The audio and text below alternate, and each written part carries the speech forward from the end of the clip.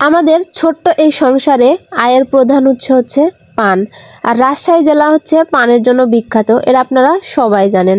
আমরা প্রায় 12 থেকে 13 বছর যাবৎ এই পান চাষ করি। আর রাজশাহী জেলার পান কিন্তু খেতে খুব সুস্বাদু। এমন অনেক জেলা আছে যে জেলাগুলোর পান খেতে ঝাল লাগে বা অতটা ভালো না, কিন্তু আমাদের রাজশাহী জেলার পান অনেকটাই মিষ্টি আর অনেকেই এই পান পছন্দ করে। তো আপনাদের সবাইকে পান খাওয়ার দাওয়াত রইল, আপনারা সবাই চলে আসেন আমাদের রাজশাহীতে পান খাইতে। তো এই যে দেখছেন পান বাগান, এই পুরোটাই কিন্তু আমাদের। আর পান বাগানের কিন্তু অনেক যত্ন নিতে হয়, যত্ন না নিলে পান গাছ ভালো হয় না এবং পানও বড় হয় না। তো আজকে একটু একটু বৃষ্টি হয়েছে আমাদের এইদিকে, তো সেজন্য আপনাদের ভাইয়া কিছু সার দিচ্ছে পান গাছে।